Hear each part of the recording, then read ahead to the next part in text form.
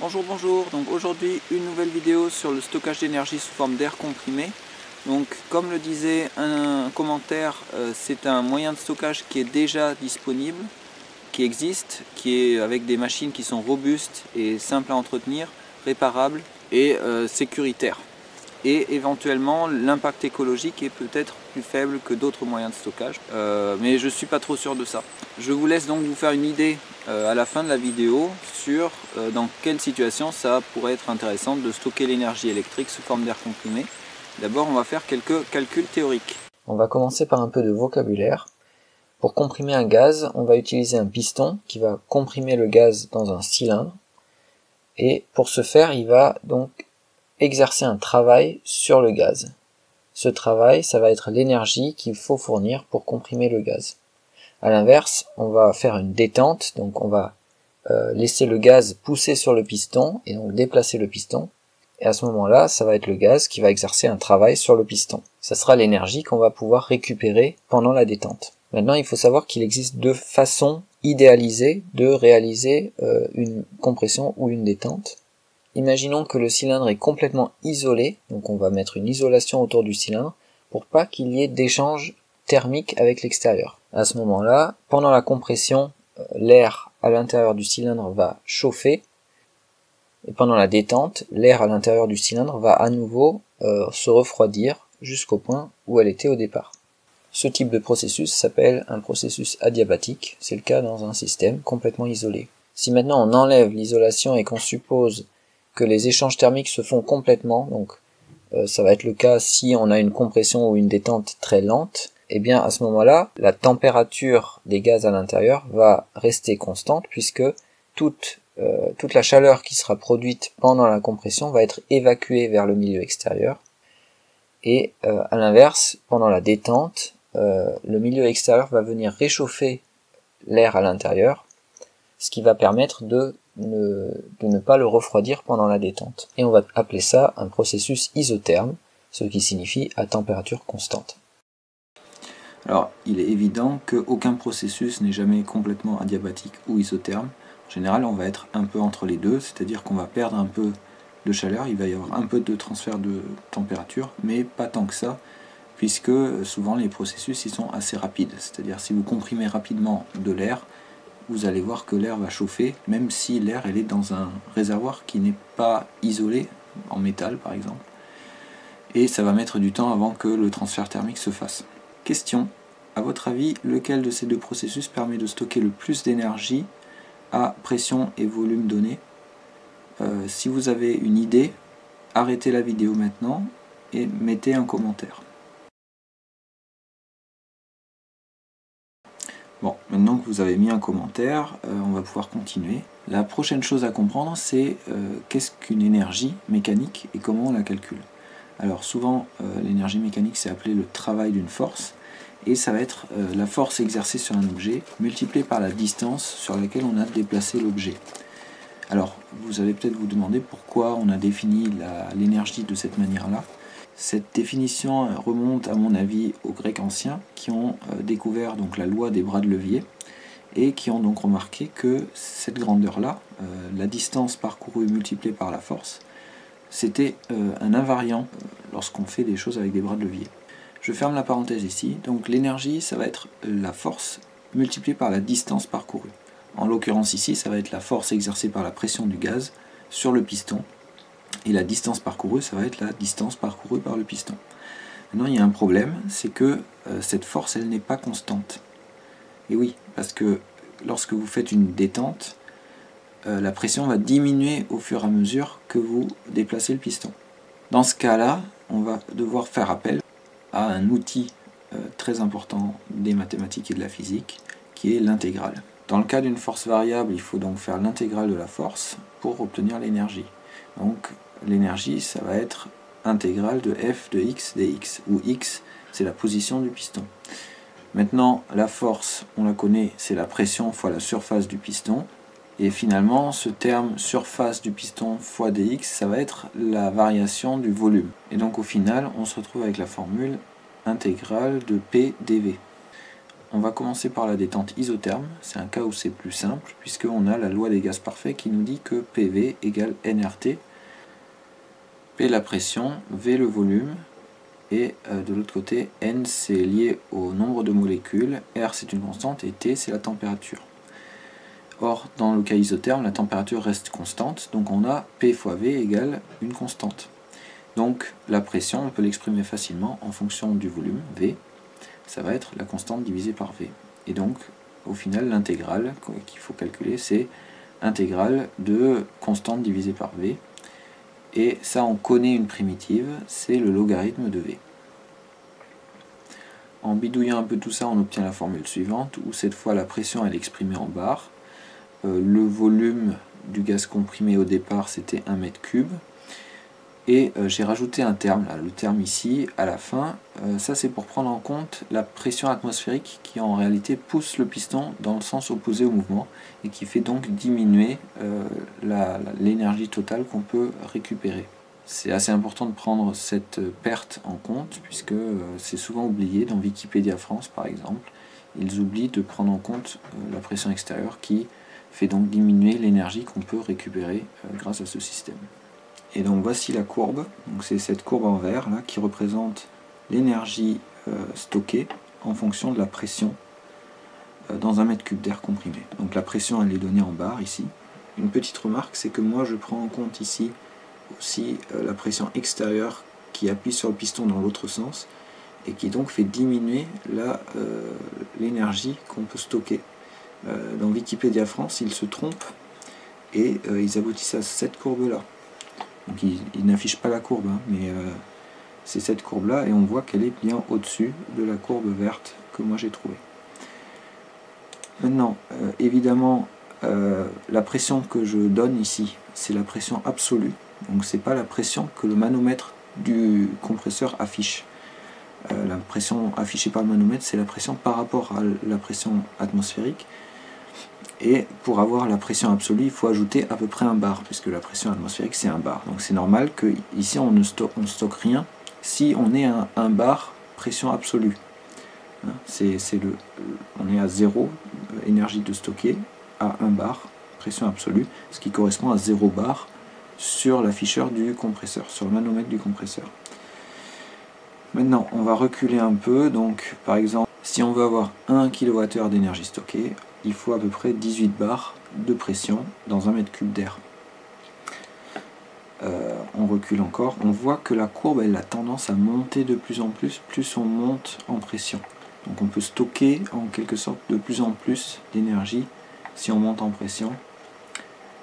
Alors, quand même, bon là 1000 c'est pas possible, hein. Voilà, on va se restreindre à 300. Voilà, donc à peu près dans 1 mètre cube d'air à 300 bars, on pourrait avoir presque 40 kWh d'énergie stockée avec une détente isotherme. Maintenant on va passer à la détente adiabatique.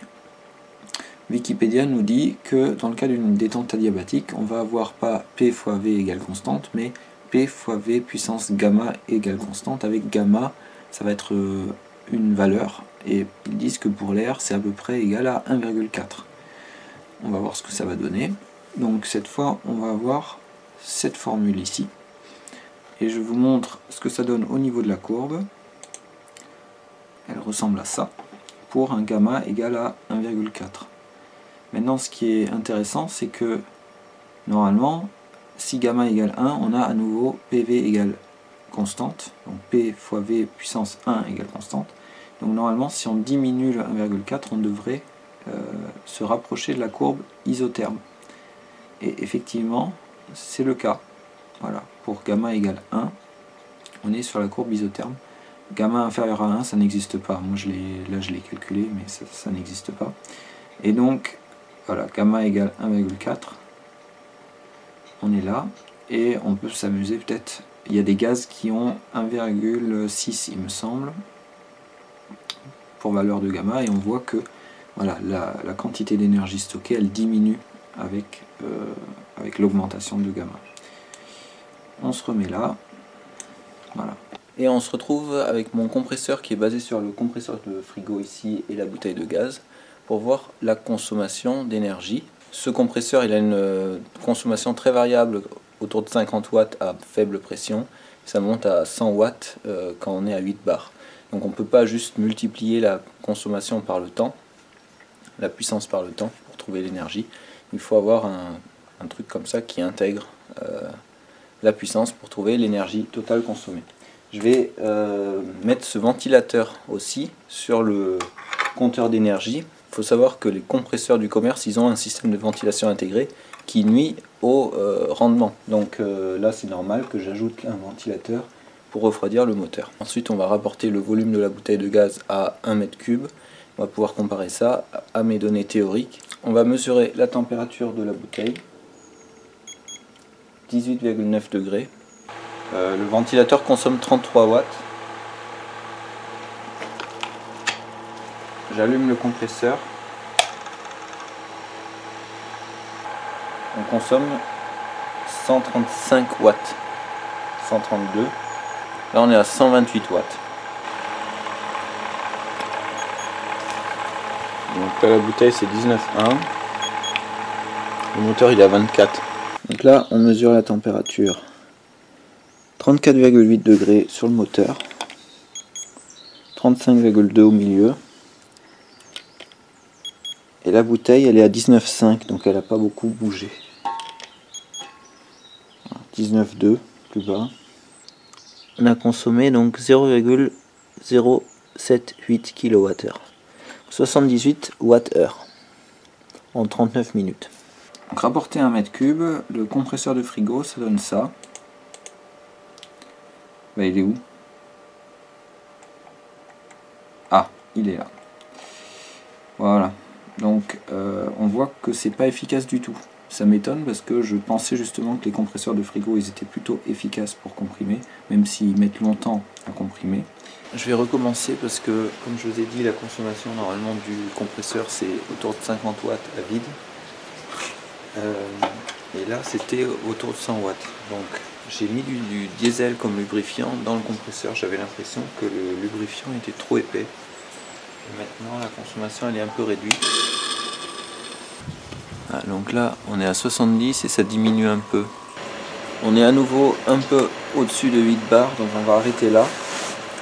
Je débranche. Et donc on regarde. Voilà, donc cette fois on a consommé 72 Wh. Et avec un maximum de 115. Et ça a tourné pendant 39 minutes et 33 secondes, donc à peu près 40 minutes. Donc on y gagne un peu à bien lubrifier le compresseur. Et je pense que la température joue un rôle aussi. Le deuxième essai a permis de diminuer un peu la consommation. Et donc on arrive ici. Donc c'est toujours pas terrible. Et j'ai fait le calcul, si on supprime le ventilateur qui consomme un peu, eh bien on arrive là. Donc le ventilateur consommait quand même pas mal par rapport à ce qu'il faisait. Maintenant j'ai voulu voir pour des compresseurs du commerce ce que ça donne. Alors il est très difficile de trouver des données sur les consommations des compresseurs de commerce et sur le débit d'air qu'ils vont aspirer. Parfois il est donné, donc voilà, j'ai fait un petit tableau et je leur ai donné une note au compresseur. C'est la puissance divisée par le débit. Donc en gros, plus cette note est faible, mieux c'est, moins ils vont consommer et plus ils vont aspirer d'air rapidement. Donc là, le Michelin, il a une note de 8,8. Et grosso modo, si je considère qu'il consomme tout le temps la même puissance, il va avoir une consommation de 1,17 kWh pour comprimer 1 m3 à 8 bars. 8 bars affichés sur le manomètre, hein, je précise, donc ça correspond à 9 bars pression absolue. Alors un autre Michelin, là c'est un modèle sans entretien, je vous déconseille fortement d'utiliser ce genre de modèle. Voilà, donc pareil, il a une note de 7 et voilà, il consomme un peu moins. Encore un Michelin qui a un débit plus important, qui coûte beaucoup plus cher, 606 €. Il fait 3 chevaux, donc il a une note un peu plus faible encore, il consomme un peu moins. Après on passe sur les VDIF, les ProDIF. Donc celui-ci, soi-disant, il a un débit de 250 litres par minute, 419 € et il a un débit Non, il a une note de 6. Là, il y en a un autre, il a une note un peu meilleure de 5,9. Je vous reparlerai de ça ensuite. Il y a un bicylindre Autobest qui a une consommation encore plus faible. Alors ça aussi, je crois, c'est un modèle sans entretien, donc on les voit de plus en plus ceux-là. Bon, c'est étonnant qu'il ait une consommation aussi faible à mon avis. Et ensuite, il y a les Shepard qui coûtent très cher. Donc là, il y a le 3 cylindres qui fait, alors selon les sources, pareil, on voit le même modèle. Soit il fait 3 chevaux, soit il fait 4 chevaux. Donc déjà, on ne sait pas. Et donc voilà, je lui ai donné 2 notes différentes avec 2 consommations différentes. Puis il y a un autre Shepard là qui fait 3 chevaux également. Et pareil, il a un débit aspiré assez phénoménal, mais je suis pas sûr de la réalité de ce truc. Je vous montre donc le pire compresseur, le Michelin, que j'avais trouvé. Donc il se situe là. Donc on voit déjà que c'est beaucoup mieux que le compresseur de frigo. Ensuite, je vais vous afficher le ProDiff. Donc lui, il comprime à 9 bars, c'est pour ça que là, ça fait 10 bars en pression absolue. Vous verrez après pourquoi c'est une valeur fausse. Je vous mets aussi les Shepard. Donc Shepard, il y en a un là, et puis il y en avait un qui était encore plus efficace, qui se situe ici. Voilà. J'ai un ami qui a exactement ce modèle-là, donc le ProDiff Pro 335. Donc j'ai pu réaliser les mesures avec mon wattmètre. Et il se trouve que donc la consommation, elle débute à 1800 watts quand il est vide, et elle monte jusqu'à 2899 watts, donc presque 3 kW, ce qui est beaucoup plus que 3 chevaux. Faut pas mettre un petit fusible sur cette ligne-là, parce qu'il peut consommer vraiment presque 3 kW. Donc ça fait une moyenne de puissance de 2378 watts. Alors c'est pas très éloigné des 2250 watts annoncés, mais quand même. Maintenant le débit aspiré, il est de 295 litres par minute au lieu des 380 litres par minute annoncés. Et voilà, ça me fait remonter la note que j'avais donnée de 5,9 à 8.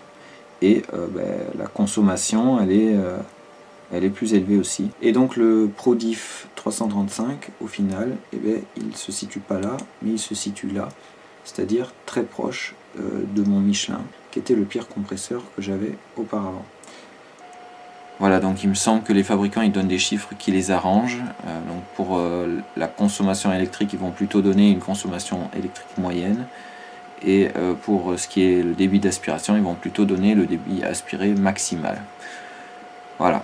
Maintenant, cette vidéo elle ne serait pas complète si on ne parlait pas des moteurs à air comprimé. Alors, la vidéo commence à être un peu longue, donc je vais aller assez vite. Donc pour commencer, les moteurs à air comprimé, souvent ce sont des moteurs à palette, comme ici là. Maintenant, si on va sur internet, encore une fois, on n'a pas forcément les données qu'il faut pour calculer la consommation d'air. Et il y a un autre problème avec les moteurs à air comprimé, c'est que souvent les données, elles sont données pour une certaine pression nominale. Donc là, on a un exemple de données incomplètes. Donc on a bien une consommation d'air, on a un couple, on a une puissance, mais on ne connaît pas la pression de fonctionnement. Là, on a un autre moteur. C'est peut-être encore pire. Voilà, donc là, si on a la pression de fonctionnement, c'est 7 bars. Donc, dans ce moteur-là, il parle d'un couple assez variable, entre 2,3 et 1,55 Nm, avec une pression de 5,6 bars. Donc là, tout d'un coup, la pression, elle a changé. Et on a aussi une consommation d'air très variable. Maintenant, il y a quand même des fabricants, comme celui-là, Parker, alors c'est un truc allemand apparemment, qui donne donc des courbes de puissance, couple et consommation d'air en fonction de la vitesse, il me semble. Voilà, ça c'est pas mal, et je vais finir par vous montrer ces diagrammes là.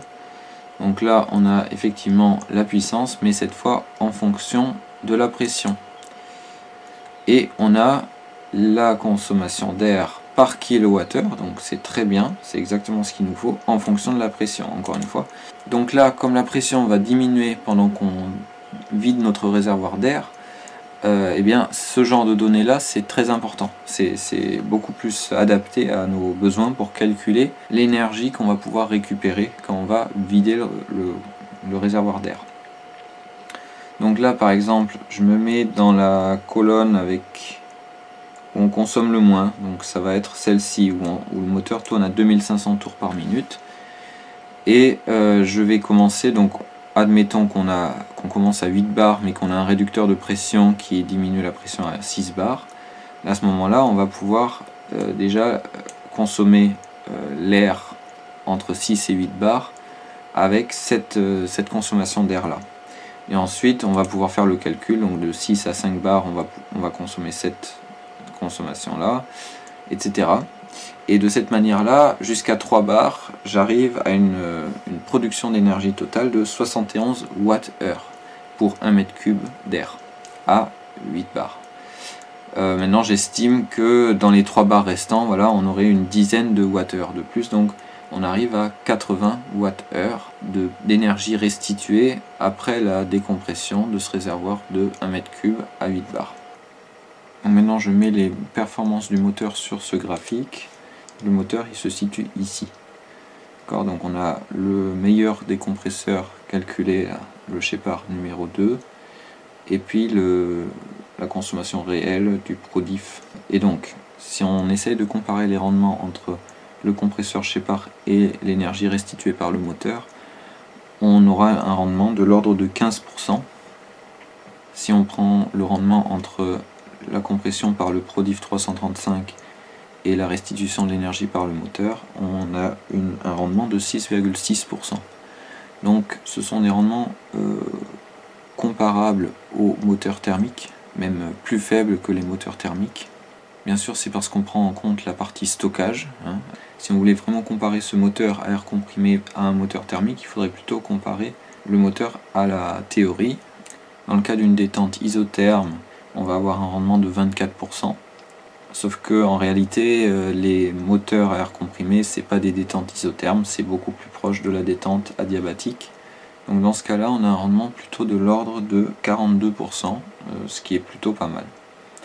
Donc on voit qu'au niveau des compresseurs, il y a quand même une grosse marge là entre là et la théorie, alors qu'entre le moteur et la théorie, c'est plutôt pas trop mal. Ceci est un cylindre de 125. Alors je sais pas si vous savez, mais les pistons dans ces cylindres ils sont quand même très serrés. Là je suis obligé de forcer assez fort pour que le piston bouge. Donc c'est parce que il y a des segments. Alors je vais le sortir. Voilà. Les segments qui sont ici, qui viennent donc frotter le long de la paroi du cylindre, ils sont élastiques et ils sont très serrés contre la paroi. Même si on met beaucoup d'huile, là vous voyez que j'avais mis de l'huile, ça glisse quand même pas très bien. Mon idée, ce serait d'enlever les deux segments qui coupe-feu. Les deux segments coupe-feu, c'est ceux qui empêchent l'explosion de passer à côté du piston, et de garder seulement le segment racleur d'huile qui est en bas, qui lui est beaucoup moins serré, et je pense qu'il suffira largement à arrêter les quelques barres de pression qui essayeront de passer à côté du piston. Ceci est un piston de tronçonneuse et son diamètre est beaucoup plus adapté pour faire un moteur à air comprimé qui produirait quelques centaines de watts, environ 200 watts, par rapport à celui-ci qui a un diamètre un peu trop gros. Maintenant le problème c'est que ce piston de tronçonneuse c'est un piston pour moteur 2 temps, donc il n'a pas le segment racleur.